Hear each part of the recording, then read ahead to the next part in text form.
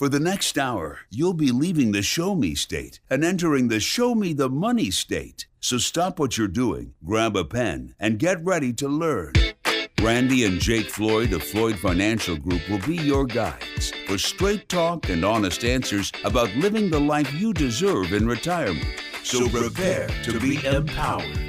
Now, here are your Show Me the Money hosts, Randy Floyd, Jake Floyd, and Jeff Shea. Good morning and welcome to Show Me the Money with Randy and Jake Floyd, the radio show that gives you the straight talk and honest answers you need to help you reach your wealth management and retirement goals through smart investing and careful planning. I'm Jeff Shea, and as always, I'm just here to ask the questions. But the words of wisdom and solid advice, they come from two sources this morning. It's Randy and Jake Floyd of Floyd Financial Group. Hey, Randy, I'll start with you. How's this Saturday morning treating you, my friend? Doing very well, Jeff. How about you? I'm doing fantastic. And Jake, I would imagine you're enjoying this fall weather, right? I am. We had something in the high 30s or low 40s last week. gosh. It felt awesome in the morning. Yeah, I'm telling you, a little frost on the pumpkin out there. Fall is upon us, and of course, the holidays around the corner. Boy, where has the time gone? But anyway, a lot to talk about on today's show. Presidential election is less than a month away. We'll get to a little bit of talk about the president here in just a moment, but wanted to kick it off with a jobs report. Was the jobs report unexpected, do you think, in terms of the results? Well, I think that would depend on who you talk to, Jeff. Yeah. there would be people on both sides of that. You know, I mean, more and more people are getting on board with the idea that we may be able to bring this economy in with a soft landing. We'll just have to see. I mean, it looks like it might happen. You know, never in the history have we had inverted yield curves, pandemics, wars and rumors of war. Well, I'll take that back. We've had all those things probably, but maybe not all together. Maybe not a pandemic at the same time. And $6.5 trillion of new money in the system to deal with, and, you know, higher interest rates. It's been kind of a perfect storm. And then, of course, here we are right now. I really feel for these people that are enduring the actual storms that are going on across the country here. It's just been devastating. I don't know if you've seen some of the video and stuff, but boy, those people need help. And I will tell you, I was really encouraged. I listened to a guy that he and an alliance of churches and people were actually some of the very first people on the scene in like North Carolina and some of those places that were really, really devastated. Did my heart good to know that they actually beat FEMA. Yeah, I would imagine that sometimes wouldn't be hard to do. But yeah, our thoughts and prayers go out to the people in places such as Asheville, North Carolina. It's in the mountains, but boy, it was certainly devastated. And of course, in Florida, the Panhandle there was Helene, and then Milton, the other storm too, which has come up there. Boy, I don't know when this is ever going to end, but certainly natural disasters are out there on the horizon. But let's bring it back here a little bit to talk about this jobs report. It has been pretty good, but there's still, I read of layoffs all the time. What do you make of that? Yeah, I think we have right now more than we might know, and this kind of goes back to the longshoreman abbreviated strike, right, that they delayed till January 15th, right after my birthday. I just think that there's a lot more going on with AI and efficiency. And in fact, I've been talking to people just this past week that come in here. You know, we have a big base of United Healthcare here in town. They're talking about the AI that they are using that is probably going to lead to layoffs and job changes for sure over there. And I think it's pervasive more than we think right now and will be. I agree 100%. And I think we're going to continue to see these companies try to be deceptive in how they do it because nobody wants to say, hey, we're laying a bunch of people off to replace them with computers. And so what you're going to see, like Jamie Dimon, CEO of JP Morgan last week, he came out and he said, hey, we have just added 1,000 artificial intelligence jobs.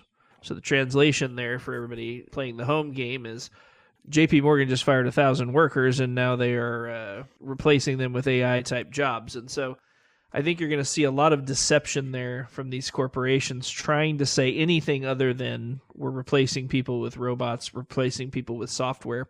But I do think we're going to wake up 2 or 3 years from now and we're going to have replaced 10, 15, 20 million jobs. Yeah, well, think about the automotive industry. I come from Ohio where the automotive industry was very, very big. And I remember that, most of the people, or I'm going to say maybe not most, but at least half the people that I knew were working in factories, building cars and trucks and that sort of thing. And then, of course, automation came along and wiped that out. Computers came along and caused, a lot of change to the job landscape. And I think that AI is going to do exactly the same thing. Now, you've got a son, Trevor. Jake, he's a young man. Has he ever talked about what he wants to do? And would you guide him into something based on artificial intelligence being the thing when he gets to be employment age? I think really with Trevor, I want him to pick what he wants to do. I don't want to guide him too much into something that he does or doesn't want to do. I'll support him in whatever he chooses to do. However, if he comes to me for counsel, which I expect he will, he's a very wise young man, and he knows that he doesn't know everything, and he values information. And I think that going into AI, I think everybody and their brother, by the time he gets there, is going to be going into AI. And honestly, something like running a plumbing or welding company, he'll probably make more money and have more control over his future. Yeah. However, he may or may not want to do that. Whatever he wants to do, as long as he's passionate about it, I'll help him down that path. Well, I think, as I said, I've been seeing a change in the landscape of employment here over the years, even in our industry. Well, certainly financial services has benefited a great deal from computers and AI. It definitely is changing the way that we work. Talking with Randy and Jake Floyd of Floyd Financial Group. Our show, of course, called Show Me the Money. Our telephone number, 417-889-7233. If you'd like to come in and sit down and talk with Randy and Jake about your journey towards a confident retirement. Let's talk about the presidential election a little bit, not so much in the political part of that, who's going to win, but the importance that people put on the office of the president. Now, my sister is selling her house at this point. They've had a number of potential buyers who have said things such as, we're going to wait until after the presidential election. I think that people really think that the president controls everything. Is that true, or do you think people are misinformed, or they're using that as an excuse? I think indirectly it is true. I think that he does not technically have the power to do the things he's doing, whether it's Biden or even Trump, but he can guide and shape his administration to lean toward things or lean away from things. And ultimately, the end result tends to be the same thing as him having control over it. It's like the Fed, right? The Fed does not control the rate of interest that you pay on your mortgage, right? Not directly. Right. But indirectly, they 100% control that. They control every interest rate on earth. I think that's the way I would look at it. And so the president does have a lot of power. And there's people that say, well, the president can't forgive student loans. Well, watch him. He's been doing it. The president can't do this. The president can't do that. The president can do a lot. The president can't declare war, but he can sure start a war that Congress is forced to finish. I think it's important to not underestimate what a president would have the power to do, whether it's Harris or Trump. Right, and speaking of excuses, and as I said, some of these people are using those as excuses. And Randy, I always love your stories. You have a story about an excuse, I understand, about a man in the woods cutting down a tree or something? I absolutely do, Jeff. I don't know where I got this story, but it really rings true, and I think people listening today will think so as well. There was a guy, he was out in the middle of the woods. He was chopping down a tree with an axe, and he broke his axe handle, and so he thought, what am I going to do now? He looked around, he saw some smoke coming up between the trees up there. He thought, there's a house up there probably. So he runs up there, he knocks on the door, and the guy comes to the door and he says, hey, listen, I've just about got this tree chopped down here, but I broke my axe handle. Can I borrow your axe? And the guy says, no. He says, what do you mean no? He said, you can't borrow my axe. I'm making soup. And he said, what does your making soup have to do with me borrowing your axe? And the gentleman says, absolutely nothing, but any excuse will do.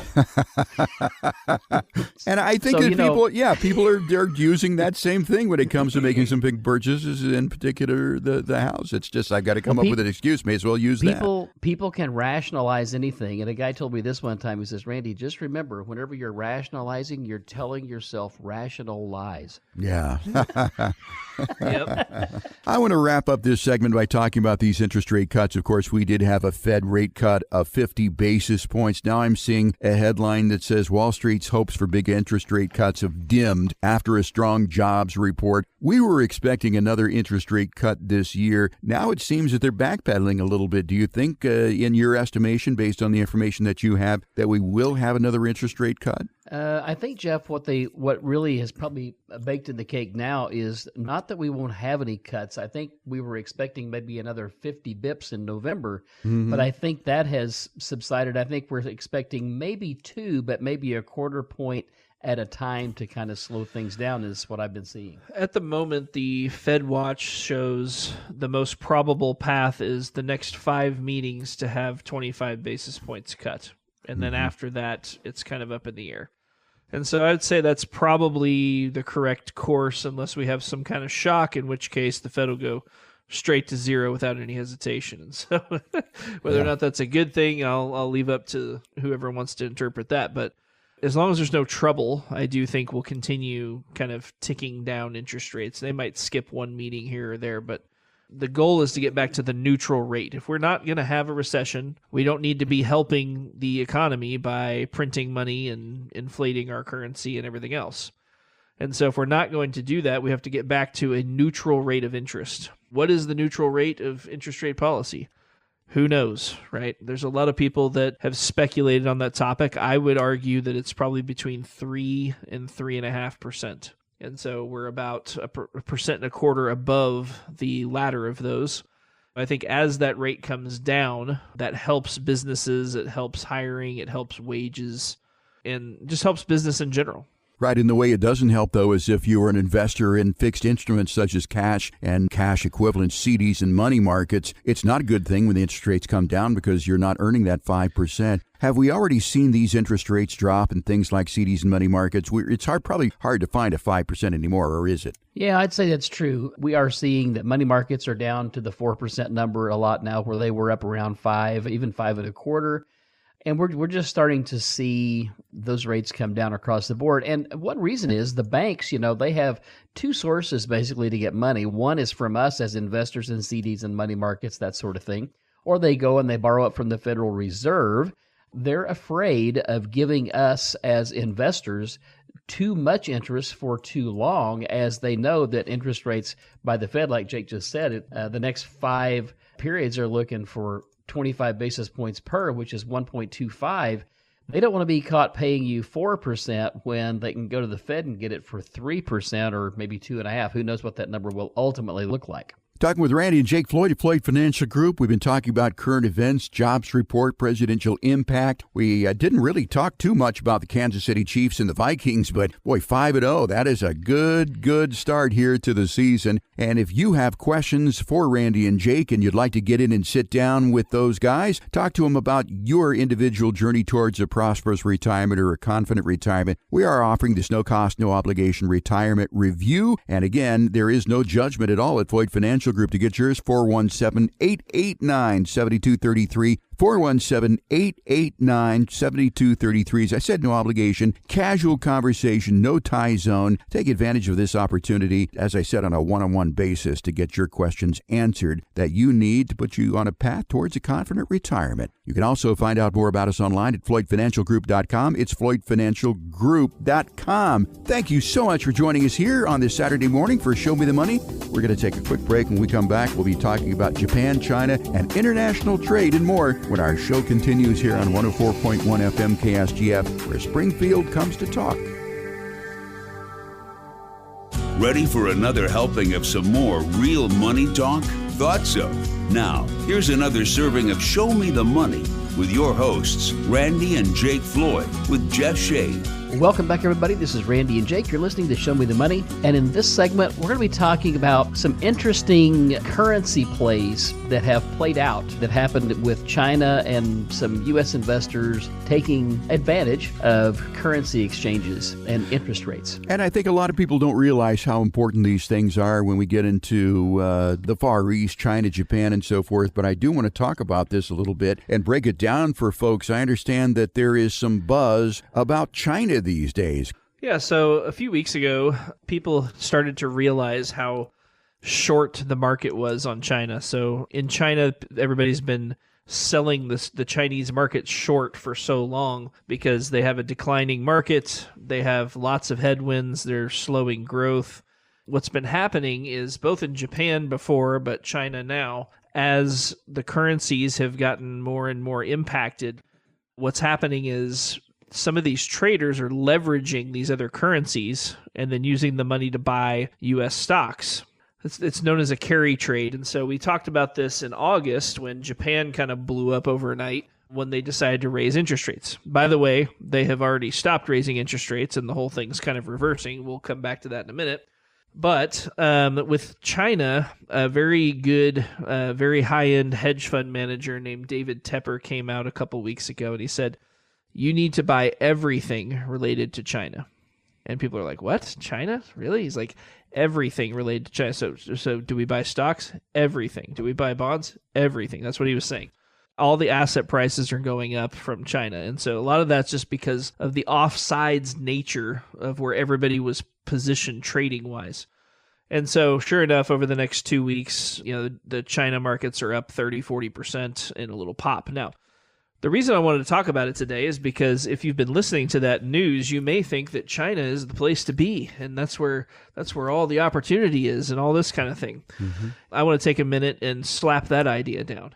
Yes, that market kind of blew up overnight and went up a lot of percent over a very short period of time. However, if you zoom out on that trade at all, you'll notice that they're still down 60, 65% over the last 3 years, even after that move. And so anytime you have a market that's dying, on the way down, there are periods where all the short sellers jump on board, and then they jump on board a little bit too vigorously, and they get caught. And you have something called a short squeeze. And that's exactly what's happening over there in China right now. These guys got way caught off sides, and then in order to cover their short position, a short position is where you sell stock or sell ownership to someone that you don't have, hoping to buy it back later. What happened over there is these guys got way, way too short, and now that the price is going up, they're being forced to buy back their positions so that they can cover and not lose more money. But that creates more buying pressure and more buying pressure. And so this thing goes straight up, and usually what happens, though, after a short squeeze is it also comes straight back down, and we're starting to see the effects of some of that too. I get asked about China occasionally. I am a big believer in investing in the United States of America. This is the dog that wags the tail, not the other way around. And what tends to happen is people kind of forget that in the short term, that China can nationalize your property. They can throw people in a hole and make them disappear. Yeah. China is not America. Those are not synonymous. And no matter how much certain parts of the political arena would like you to believe that. When we're thinking about these other countries, not that you should never invest overseas. I'm not saying that. I am saying, though, that I personally have a heavy bias to this country, and I believe the opportunity is here, not over there. Well, I'm taking a look at things, and I know I mentioned my computer mouse, but here in front of some electronic equipment, and I'm going to say that 90% of this was actually made in China. When I look around my household items, a lot of this was made in China. It would occur to me that investing in America, as much as I may want to do it, sometimes is not as easily done as it is said. Yeah, it can be in certain arenas, such as manufacturing and that kind of thing, simply because it's done cheaper overseas. Now, I do think, depending on who gets elected president, we're going to see some of those manufacturing jobs come back over here. Again, we won't go down the rabbit hole here, but a lot of it is due to policies that reward that type of thinking in our country, that other countries have policies that defend against that, right? So when we're looking at the tariffs, for example, that Trump wants to put on, a lot of other countries already have that kind of stuff, right? And they have it, why? So they can protect their own country, their own self-interest. America doesn't know what self-interest is anymore. We just give it away. We give everything away. I want to get back to the point where we put this country first. I think that's a likely outcome here. I think that's coming. I think 6 months from now we're going to be in a different situation. But I think it's important that a country protect its border, protect its self-interest, because nobody is going to do it for us. And investing in America, I think, is a noble thing. We certainly do want to invest in America, but investing in America sometimes is a hard thing to do. Well, it can be for the uninformed. And back to what Jake was talking about, how everybody has been kind of all up in arms about Donald Trump saying, hey, if John Deere decides to move and I get elected, I'm going to put a tariff on them. All countries have a self-interest to protect. Now, we haven't been doing a very good job of that, but a lot of people don't realize this, and you may or may not, but When we try to ship milk and dairy products to Canada, were you aware that there's nearly a 300% tariff on anything we ship north up there? Didn't know that. So think about that. Now, why would Canada do that? Well, only one reason: to protect their dairy business. Economists like to sit back and live in a vacuum and talk about the idealistic view of how free trade should work. But let me just tell you, there will never be such a thing as free trade. It just won't happen. People have self-interest. You're interested in protecting your livelihood, Jeff. I'm interested in protecting mine. All of our listeners out here are interested in protecting theirs. Now, does that mean we can't do business and have a successful society? No, obviously we can and we want to.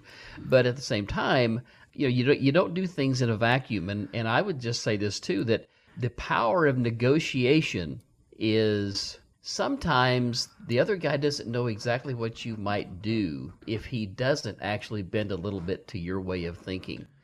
And, that's one of the things that Trump has really been good at historically in his life. China's in a tough spot. And if you were to have Trump come in with 100 or 200% tariffs on Chinese manufactured goods, you could cripple China in a way that they could not recover from potentially. So that's going to do one of two things. It's either going to make China desperate, or it's going to make them bend to the will of America more than they are right now. And so I really think that his mind is in the right place on that.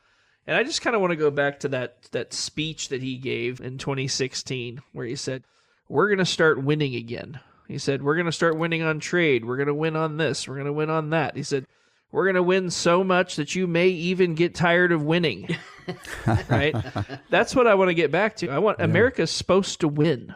Right? And that's how it's supposed to be.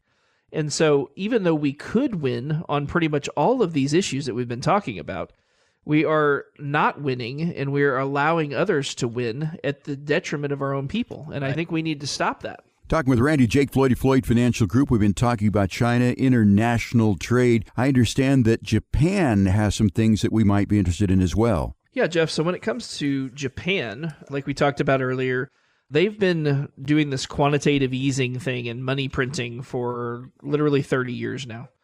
They had their stock market go up in 1989 to 40,000 on the Nikkei, and it recently got back there for the first time like 3 months ago.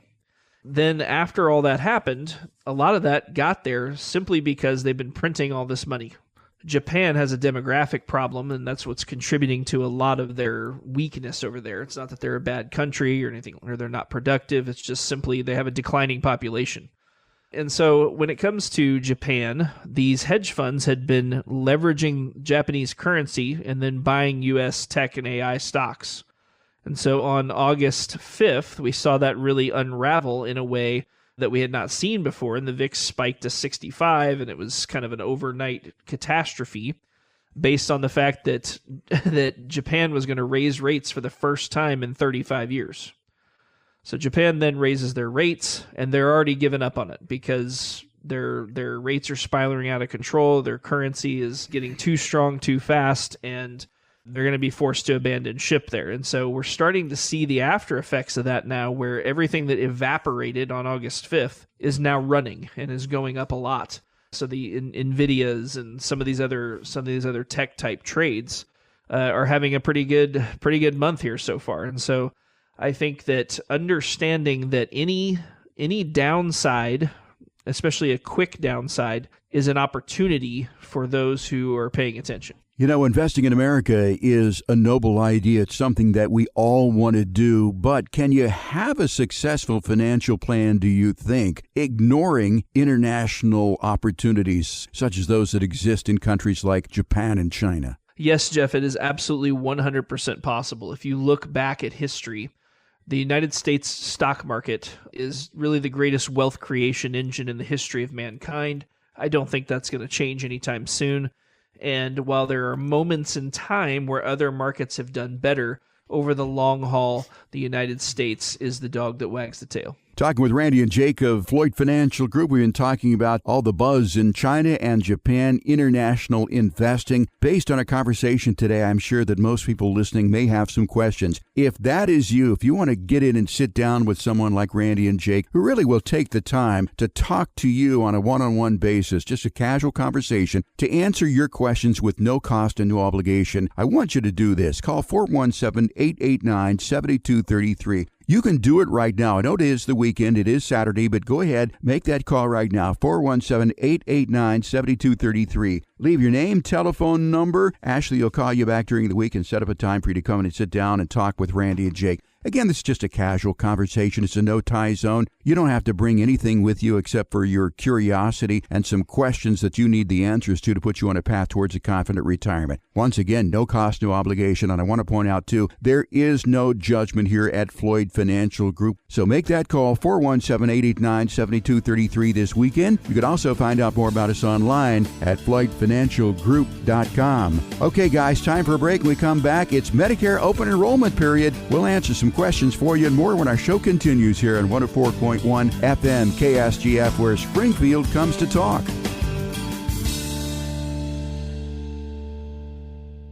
We're back with your financial catch of the day, and it's a big one. Here's more Show Me the Money Radio with your hosts, Randy Floyd, Jake Floyd, and Jeff Shane. Welcome back, everybody. This is Randy and Jake. You're listening to Show Me the Money, and in this segment, we're going to be talking about Medicare open enrollment that starts October 15th and runs through December 7th, which is what, Jeff? Pearl Harbor Day. I was going to say you threw me for a second. Anyway, Medicare open enrollment period means you're bombarded with choices, so we want to talk about some of the things that you need to know. You pointed out one of them there, Randy. It starts October the 15th. I believe it goes through December the 7th. So this is an opportunity for you to make some changes to any Medicare Advantage plans, although you may be restricted from making a change regarding supplementary policy or Medigap, but we'll talk all about that. You know what was interesting, Randy, is I saw a stat that said most people do not do anything. They just want to stay with what they've got, right? Right. In many cases, that is true. Now, most people probably by now, if you are 65 and already on Medicare in some form or fashion, whether you have a Medicare Advantage plan or a Medicare Supplement plan, you have gotten your Medicare and You book in the mail. Have you got yours, Jeff? Yeah, I got it and have not had a chance to read it all the way through. Been a little busy, but I'll get to it. So one of the biggest changes for this year, for those people out there that are on lots of medication and know what the donut hole is basically a period of time where once Medicare has spent a certain amount of dollars on you, they don't pay anymore, and you pay 100% of the cost until you get through the donut hole to the other side of the donut, okay? Mm-hmm. And basically what that means is you got a lot of expense. Well, they've lowered that from about $7,000 cost to $2,000 for 2025 for Medicare. So a lot of people are going to be happy about that, especially if they've been used to hitting that donut hole every year at that large number. It's going to change a lot of things for them. But let's talk just basically a couple of minutes about Medicare and the two different setups. So number one, there's Medicare Part A and Medicare Part B. Medicare Part A, if you've worked, at least 40 quarters, 10 years, you're going to be automatically enrolled in Medicare Part A. Part B, you have to sign up for at some point. If you have creditable coverage from work or something like that and you haven't retired and you still have that, you don't need to sign up for Part B until you get to that point. And that's Part B as in boy, because Medicare has some holes in it, and that Medicare Part B covers some of that. And then the other additional holes that Medicare Part B doesn't cover, the outpatient stuff. Part A is mainly hospital, blood transfusion, that sort of thing. Once you get past that, you have to have some sort of a supplement or a thing called an Advantage plan that will help you with plugging the holes that Medicare Part A and B does not cover. And then, of course, you need that thing called the Part D as in dog prescription drug card that you have to either purchase if you have a supplement, and many times if you have an Advantage plan, and we're going to talk about the difference here, those are embedded in the Advantage plan already. But we'll talk about some other things too that you need to know about Advantage plans versus supplement plans, or what used to be called Medigap plans. Well, let's start by talking about some costs here. Part A, of course, is free. You mentioned Part B. Now, this year, what is it, like $172.50 or something like that? Is there the possibility that that is going to go up, and when will that Part B go up for you? Yeah, Jeff, I think currently the Part B premium is $174.70, but is subject to change and is looking like it may go up maybe to as much as $185 next year in 2025. And so it's really important that people know that when they lose creditable coverage from work, that they sign up for Medicare Part B, because if you don't do it right away, you will get a penalty, and you will pay that penalty on your Part B premium for the rest of your life. So we don't want them to forget to sign up for Part B, as in boy. The long and the short of it is there are two basic supplemental systems, if you will, for Medicare. One is the supplement, or sometimes called the Medigap plan, because it covered the gaps in traditional Medicare. And then the Advantage plan was introduced in 2003. And the basic difference between those two is with supplement plans, you generally pay a premium. And with many of the Advantage plans, you will pay no premium. There would be a few of those where you will pay some premium depending on what options you pick. And there's many different plans on the Advantage plan side of things. And so if you go out to Medicare.gov, or you pull out your book that you got in the mail, Medicare and You here of late, you will be able to see all those plans. And you can go out to Medicare.gov, type in your zip code, and it'll show you all those different plans that come up. And you can really look at all the detail, including if you're on prescription medication. You can go out and plug in your actual medication, the dosage and everything, and it will tell you which plan is going to be best for you. So it's really important that people either take the time themselves, or if you know someone that is in that business, reach out to them and have them help screen these plans for you, because it's really important that you look at your options each year. Sometimes there's not much change. I've got an appointment to sit down with my guy and look over mine, coming up here just before too long. And I've had the same experience that you. I do have a Medicare broker, and it was great because he came to the house. He sat down with my wife and I. He asked about medications. He plugged it into his little calculator type thing online there and came up with the best option for us. But still, as I said at the beginning of the segment here, that we're bombarded with all these ads for Medicare Advantage plans, and they're put out by a number of different healthcare companies. Why would someone choose a Medicare Advantage plan over traditional Medicare? So if you have a supplement plan versus the Advantage plan, the supplement plan, when you first sign up, let's say you age in, you're age 65 and you sign up, you're not underwritten at all. They just have to take you as you are. So no matter what your health conditions are, they take you as you are. You'll get one Welcome to Medicare physical, and then you're going to pay your premium each month. You also will have to have a Part D as in dog drug card to go along with your supplement plan. But once you have really paid for your supplement plan and your Part D drug card, you can go to any physician or any hospital that takes Medicare and use that.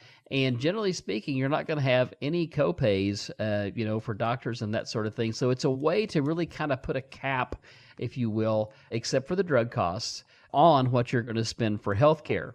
Now, what does that mean for most people? If you have like a plan G as in George, which is one of the stronger plans that's out there, all the plans are coded by letters. And as you go out and look at those, they're all the same from any company that does them for each letter. So all the G plans are equal. All the F plans are equal. So that makes it easy for people to compare. Then you look at the premium, right?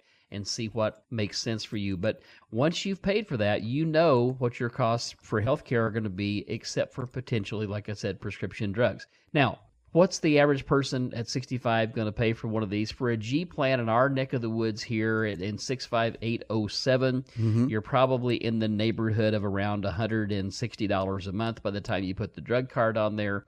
Plus, then you're paying your $174.70 for Medicare Part B. So that's going to be your premiums that you have to pay. If you aren't on Social Security yet, you will actually have to pay those premiums out of your pocket.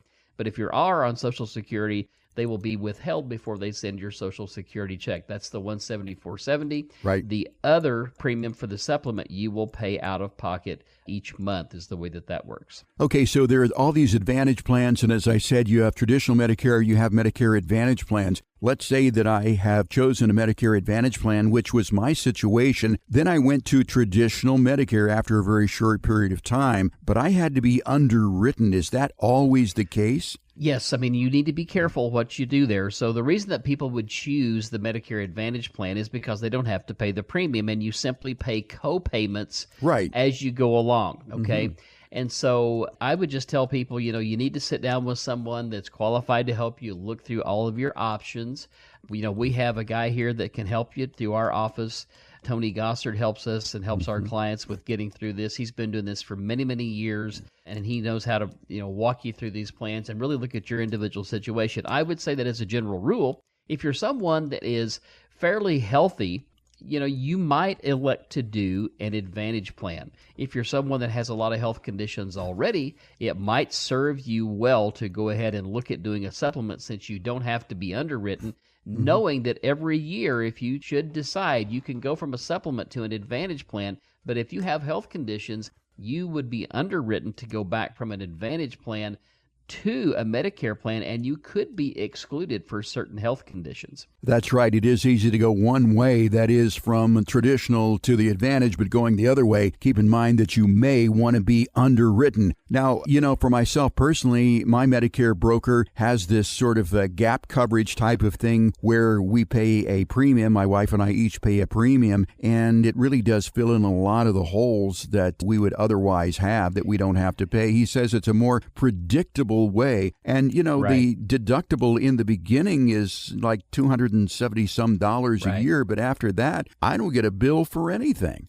Right. To kind of give you an idea, I had a client of mine that had a stroke here about 3 or 4 months ago. Mm-hmm. He had a $133,000 hospital bill. Wow. He was in neurotrauma ICU, and he had an Advantage plan.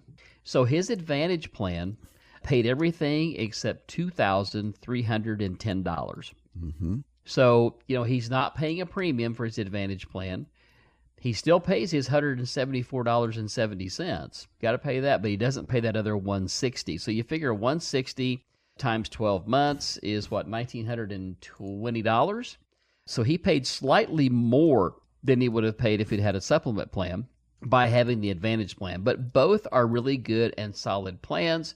It could be, though, that if you don't have something major where you go to neurotrauma ICU and all you have is a few doctor's visits and maybe, you get strep throat or, you need some vaccinations or something like that, you may be way ahead on the Advantage plan for a few years. And it could be that if you're one of those people that likes to save money, you could save what you would have spent on your Medicare supplement plan and put that in the bank, knowing that you will have that in reserve for your copays for your Advantage plan. Right. Well, with traditional Medicare, I love when I go to the doctor and there is absolutely no copay whatsoever because of the plan that I have. With the Advantage plan, it would be a little bit different. I understand also with traditional Medicare, you can go anywhere you want. Whereas with the Advantage plan, sometimes you're in network. I mean, I could go to the Mayo Clinic, I could go to the Cleveland Clinic, I can pretty much go everywhere, right? That's right. You can even go to the Bradleyville Clinic down there. That's right. And Brandon, you're down in your neck of the woods, too. Is that Sam Drucker down there who's got the clinic in the back and the general store up front, right? That's it. And we'll give you all your blackleg vaccine. I'm not going to go into that here. It's another one of those things. It's a thing that cattle have, Jeff. Okay. All right. I got you. Well, I'm going to take your word for that.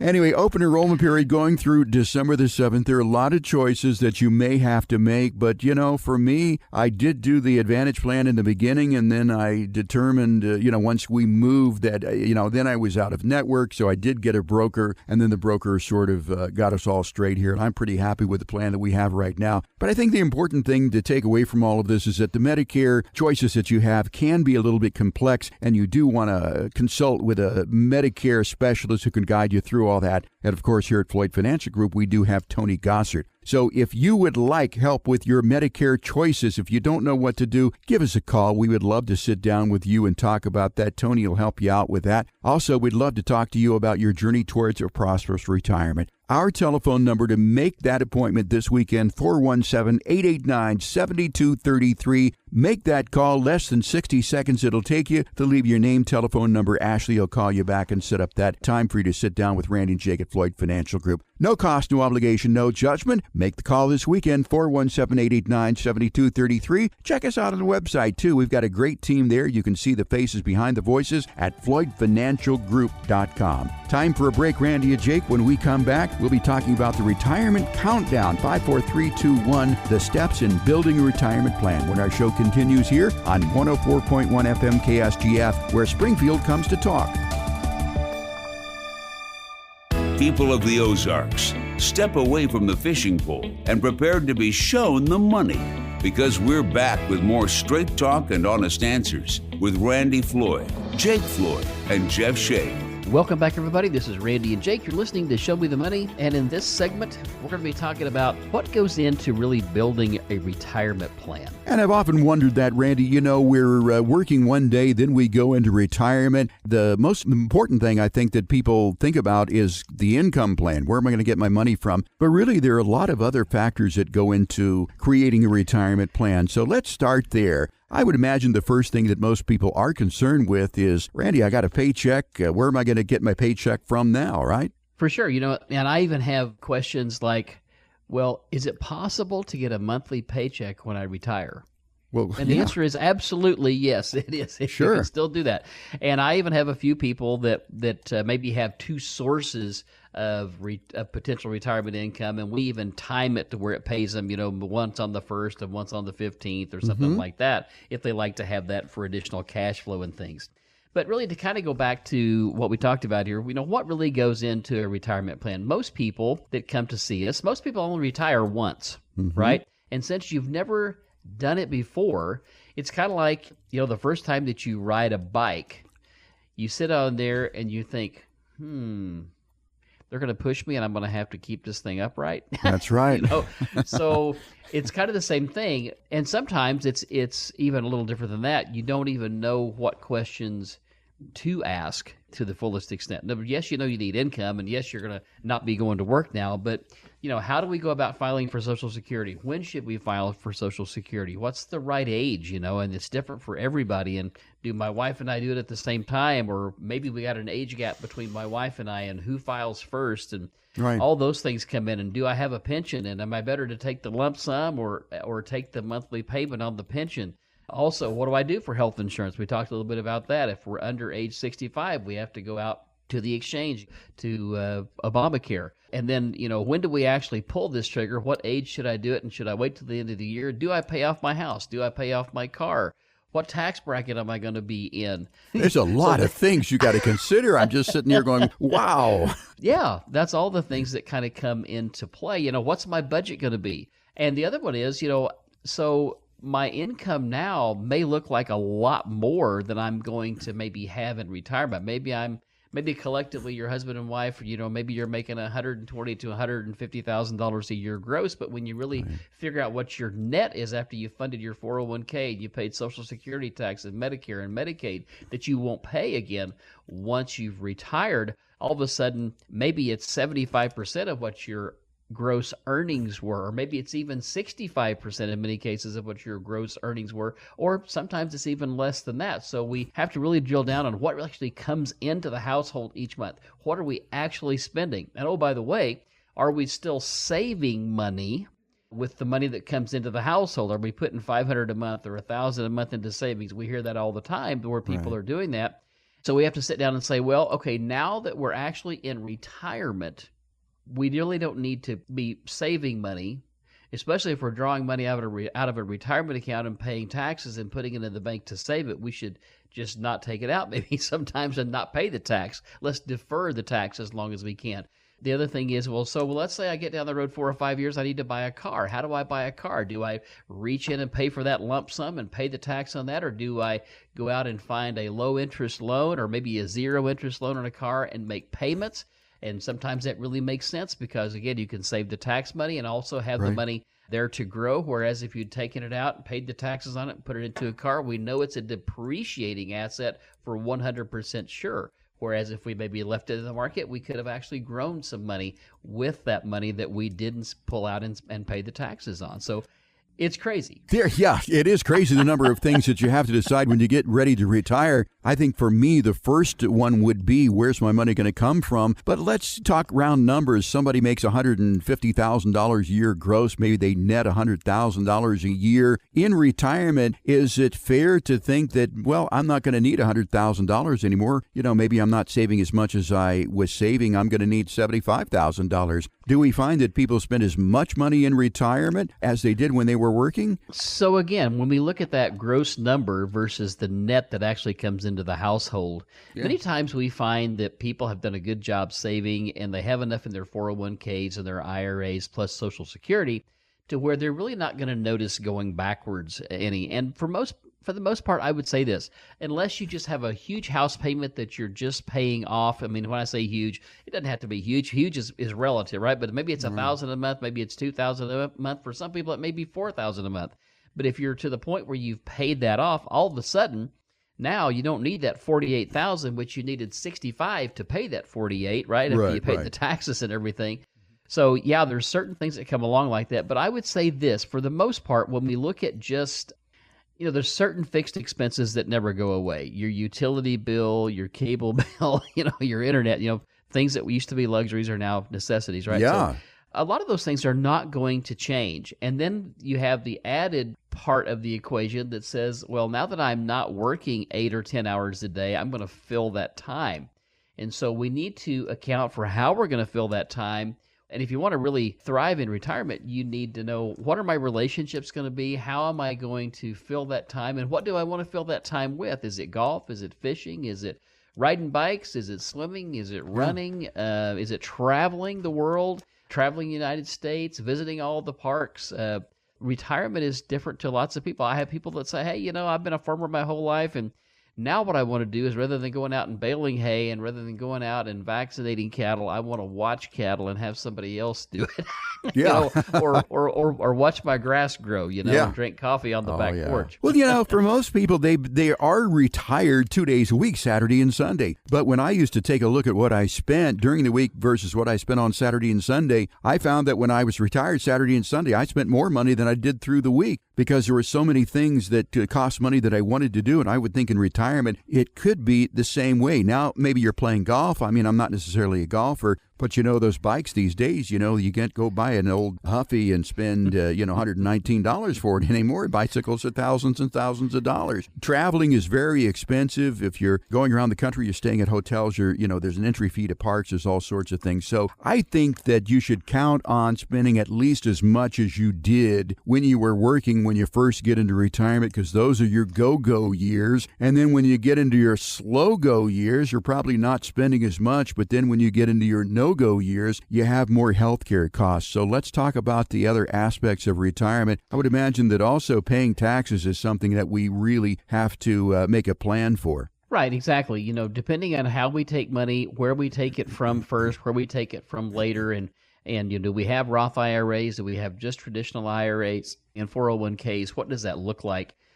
We have to take all those things into consideration. Do we have a regular stock brokerage account where maybe we're subject to capital gains tax, which might be lower than the actual income tax bracket we would pay by pulling money out of our IRA, especially when it comes to making large purchases like a car, or maybe we got to replace a roof on a house, or there's all sorts of things that can come up.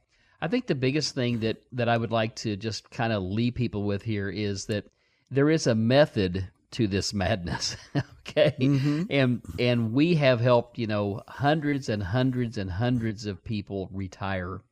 And it's something that most people do once in a lifetime, and we do it several times a week. It's just, like I said, kind of like riding a bike the first time. It's a little scary, but once you've done it, you kind of know where the pedals are, you know where the brakes are, you know how fast you can go and how slow you can go and not fall over, right? Yep. So it's sort of the same thing. And we are here to help people navigate that by really getting to know them, understanding what's important to them, what retirement looks like to them, looking at what assets they've accumulated over time and where that income is going to come from, and how can we make it last a lifetime. What is their budget? Not that I'm trying to keep people from spending money. I want them to live retirement as they want, but we also have to make sure that it's something that can be supported over the long haul, because nobody, in fact, it's been said that like most people are more afraid of running out of money than they are dying. So yeah.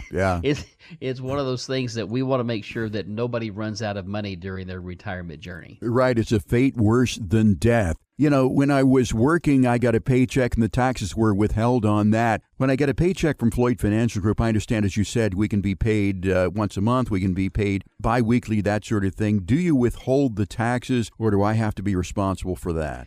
So everybody has their preference on that. We certainly can withhold the taxes, and then we can, send the 1099s and things. The government's going to have those. We're going to send those out to you and tell you what we've distributed to you, what we've paid in taxes.